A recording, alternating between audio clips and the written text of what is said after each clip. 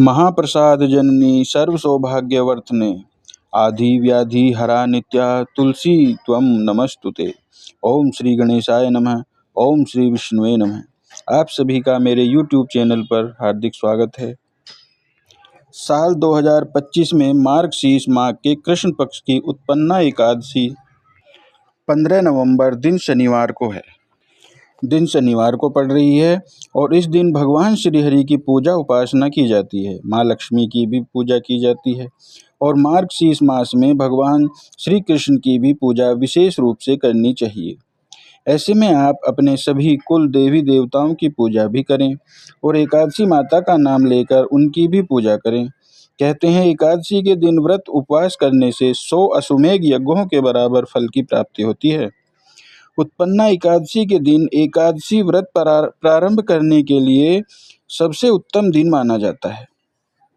अगर आपने पहली बार एकादशी का व्रत किया है तो मैं आपको बता दूं कि द्वादशी तिथि के दिन आपको श्रवण कैसे करना चाहिए, क्योंकि एकादशी का व्रत द्वादशी तिथि को सूर्योदय के बाद ही खोला जाता है। इसके अलावा कुछ और जरूरी नियम हैं जिनका पालन उन सभी भक्तों को जरूर करना चाहिए जो लोग भी एकादशी व्रत रखते हैं। सबसे पहले बात आपको एकादशी के नियम यह हैं कि द्वादशी तिथि को हरिवासर के समय व्रत नहीं खोला जाता है। हो सकता है बहुत से लोग इस बात को ना जानते हों कि हरिवासर वह समय होता है जब द्वादशी तिथि प्रारंभ हुई होती है, यानी कि द्वादशी तिथि का प्रथम 1/4 भाग। हम ऐसे कह सकते हैं कि शुरुआत की जो 4 से 5 घंटे का समय होता है वह हरिवासर का समय होता है। तो जब भी द्वादशी तिथि प्रारंभ हुई हो तो हरिवासर का समय बीत जाने के बाद ही आप व्रत खोल सकते हैं। आप पूजा तो सुबह कर सकते हैं, लेकिन अगर उस समय हरिवासर का समय है तो आप उस समय खुद अन्न ग्रहण ना करें।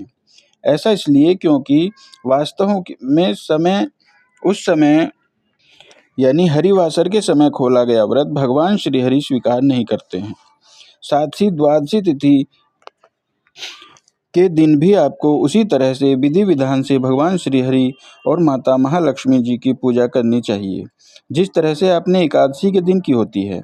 द्वादशी तिथि को भी आपको व्रत की कथा जरूर सुननी चाहिए और उसके अलावा सबसे विशेष नियम यह है कि द्वादशी तिथि के दिन आप किसी भी ब्राह्मण देवता को या किसी निर्धन व्यक्ति को भरपेट भोजन कराकर यह या दान दक्षिणा देने के बाद ही अपना व्रत खोल लें। इसके अलावा गाय को आप हरा चारा और गुड़ रोटी खिला सकते हैं, लेकिन कई बार ऐसा होता है कि आपके आसपास समय नहीं होता है या आसपास ऐसे लोग आपको ना मिल पाएँ जिन्हें आप दान दे सकें।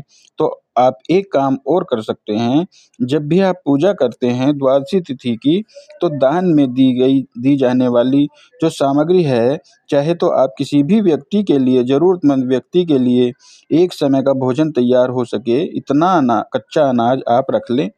उसमें आटा और जो भी सब्जी वगैरह है वह सब आप रख लीजिए। आलू, नमक यह भी आप रख सकते हैं, लेकिन चावल का दान कहते हैं कि एकादशी का व्रत करने वाले को उस दिन या अगले दिन नहीं करना चाहिए। आप जो भी ध्यान दें उसमें भी आपको तुलसी दल जरूर रखना चाहिए। इसके अलावा आप पूजा करते समय दान में दी जाने वाली सामग्री, चाहे तो आप रुपए पैसे का दान भी कर सकते हैं। और इसके अलावा आप अगर किसी को पीले रंग के वस्त्र दान देना चाहते हैं तो सुबह की पूजा करते समय उन्हें भी आप अपने मंदिर में भगवान श्री हरि के पास रखें। फिर माथे से लगाकर प्रणाम कर भगवान श्री हरि से प्रार्थना करें कि एकादशी व्रत में आपसे जो भी भूल चूक हुई हो उसे क्षमा करें। जाने में अनजाने में अगर आपसे कोई भी गलती हुई हो तो आपने किसी भी व्यक्ति किसी भी ऐसे व्यक्ति से बात कर ली हो जिसने तामसिक भोजन किया हो या फिर दूसरों की बुराई अगर आपने करी हो, तो उन सभी कर्मों के लिए आपको क्षमा याचना करनी चाहिए। अब आप अगर ध्यान न दे पाए तो आप दान में भी दी जाने वाली सामग्री उठाकर रख सकते हैं। और आप चाहें तो छत पर पक्षियों के लिए दाना पानी रख सकते हैं। यह गाय को अगर हो सके तो हरा चारा या गुड़ और रोटी खिला सकते हैं। उसके बाद अपना व्रत खोल सकते हैं। अक्सर ऐसा भी संभव नहीं हो पाता है कि आप पक्षियों के लिए दाना पानी रख पाएँ, ना ना आप गाय को गुड़ या रोटी खिला सकें, तो आप बस मैंने जैसा कहा कि आप दान में दी जाने वाली सामग्री को उठाकर रख दीजिए और भगवान श्री कृष्ण से क्षमा याचना कर लीजिए, और फिर आप अपना व्रत खोल सकते हैं। व्रत खोलने के लिए देखिए, यह तो उत्पन्ना एकादशी है, तो इसे एकादशी में फलों का विशेष रूप से भोग लगाया जाता है और फल खाकर ही आपको व्रत खोलना होता है। कोई भी मौसमी फल आप भगवान श्री हरि को अर्पित कर सकते हैं और वही फल खाकर आप प्रसाद रूप में अपना व्रत खोल सकते हैं। फलों का दान भी अगर आप करना चाहें तो बहुत अच्छी बात है। इसके अलावा उत्पन्ना एकादशी के अलावा जो भी एकादशी व्रत आते हैं, उस दिन आप जो भी नॉर्मल खाना होता है, सादा भोजन होता है, शुद्ध सात्विक बिना लहसुन प्याज का, उसे खाकर भी आप अपना व्रत खोल सकते हैं। आप चाहें तो पूरी पकवान बना सकते हैं, पक्का भोजन बना सकते हैं, या आप रोटी सब्जी भी खा सकते हैं। लेकिन द्वादशी तिथि को बहुत से लोग चावल नहीं खाते हैं, कुछ लोग चावल खाकर व्रत खोलते हैं। तो देखिए, जैसा भी आपने नियम पहली बार से प्रारंभ किया है, आपको उसी का पालन करना चाहिए। हालांकि द्वादशी के व्रत में चावल का त्याग किया जाता है, एकादशी के व्रत में चावल का त्याग किया जाता है। आप द्वादशी तिथि की शाम को या अगले दिन चावल खा सकते हैं, लेकिन हो सके तो आप इस दिन भी चावल का त्याग करें। आइए अब जानते हैं उत्पन्ना एकादशी की व्रत कथा। पौराणिक कथा के अनुसार सतयुग के समय में मूर नाम का एक असुर था। मूर ने देवताओं को पराजित करके स्वर्गलोक पर अपना अधिकार जमा लिया था, जिसके बाद सभी देवता इस समस्या के समाधान के लिए भगवान श्री हरि के पास गए। सभी देवतागण भगवान श्री हरि से इस समस्या के समाधान के लिए विनती करने लगे। देवताओं की विनती सुनने के बाद भगवान श्री हरि ने देवताओं को इस समस्या से समाधान का आश्वासन दिया, और अपने वचन के अनुसार जैसे ही भगवान श्री हरि मूर नाम के असुर को मारने के लिए युद्ध भूमि में पहुंचे, तब सभी शत्रुओं में अपने शस्त्रों से प्रहार करने लगे। भगवान श्री हरि ने मूर को मारने के लिए जिस भी अस्त्र का प्रयोग किया, वही वस्त्र मूर के तेज के सामने समाप्त हो गया और फूल बनकर जमीन पर गिरने लगा। इस प्रकार मोर भगवान श्री हरि का चरित युद्ध कई वर्षों तक चलता रहा। कई वर्षों के युद्ध के बाद भगवान श्री हरि मोर को पराजित नहीं कर पाए, जिसके बाद एक समय ऐसा आया कि भगवान श्री हरि विश्राम करने के लिए बद्री का आश्रम में एक लंबी गुफा में सोने के लिए चले गए।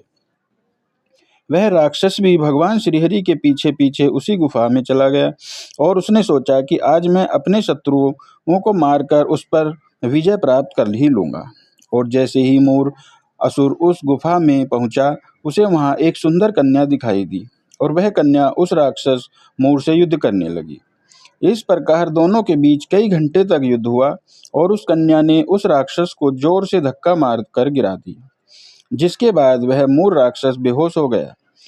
बेहोश होने के बाद उस कन्या ने मूर राक्षस का सिर काट दिया। जैसे ही भगवान श्रीहरि अपनी निद्रा से जागे, तो उन्होंने देखा कि वहाँ राक्षस मूर मरा पड़ा हुआ है। इस प्रकार राक्षस को मरा हुआ देखकर उनके मन में विचार आया कि इस असुर को किसने मार डाला। तब उनके सामने जो कन्या खड़ी थी, उसने बताया कि यह असुर आपको मारने के लिए ही यहाँ आया है, और आपके शरीर में से उत्पन्न होकर मैंने ही इसका वध किया है। इसके बाद श्रीहरि ने उस कन्या का नाम एकादशी रख दिया।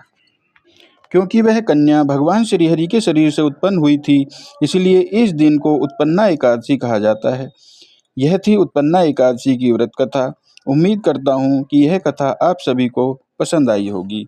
जय श्री लक्ष्मी नारायण, जय श्रीमन नारायण, जय श्री तुलसी माता। राधे राधे।